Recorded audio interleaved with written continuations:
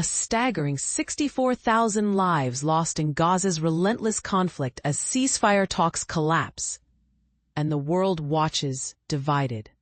This is the grim reality in the Gaza Strip, where a nearly 2-year war has left communities shattered and families like Maha Afana's torn apart.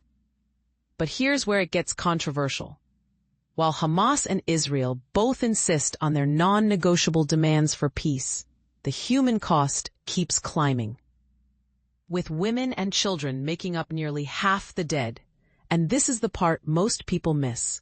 The same day Israeli forces claimed control of 40% of Gaza City, a new settlement emerged in the Palestinian city of Hebron, deepening the cycle of occupation and displacement.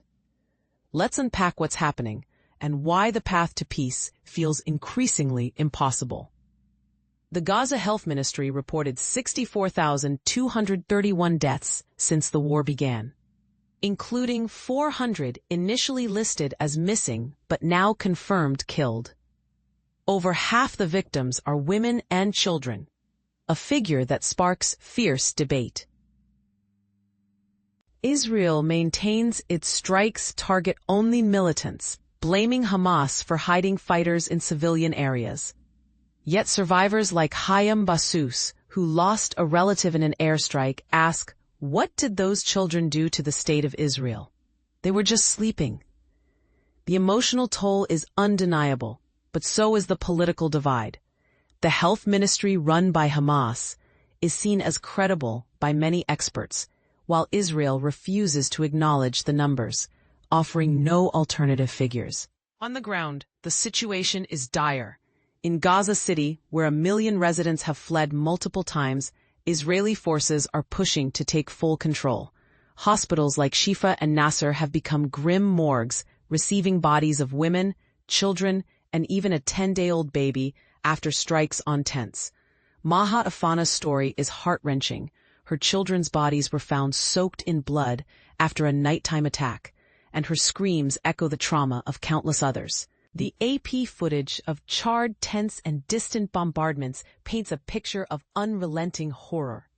Meanwhile, ceasefire negotiations have hit a wall. Hamas proposed releasing all 48 remaining hostages in exchange for a full Israeli withdrawal, a ceasefire, and Gaza's reconstruction. Israel's response? A flat dismissal, demanding Hamas's complete disarmament and full security control. The U.S. envoy's abrupt exit from talks last month, citing Hamas's intransigence, didn't help. Yet when Hamas accepted a nearly identical proposal later, Israel stayed silent. Now, both sides hint at a last-ditch deal to release all hostages at once, but optimism is scarce. And then there's Hebron. Peace Now, an anti-settlement group, reported that Israelis have seized a building in the city's Old City, a holy site for Jews and Muslims. This move isn't just about land, it's about erasing Palestinian presence. As one activist put it, the settlement in Hebron is the ugliest face of Israeli control. With settlements expanding and violence flaring at holy sites, the dream of a two-state solution feels further away than ever. So, what's the way forward? The death toll rises, settlements grow, and peace talks stall. Where do you stand on this? Is a ceasefire even possible without compromise from both sides? Or has the war become so entrenched that it's now a battle of narratives more than solutions? Share your thoughts, and let's not forget the people like Maha Afana, whose lives hang in the balance. The world can't afford to look away.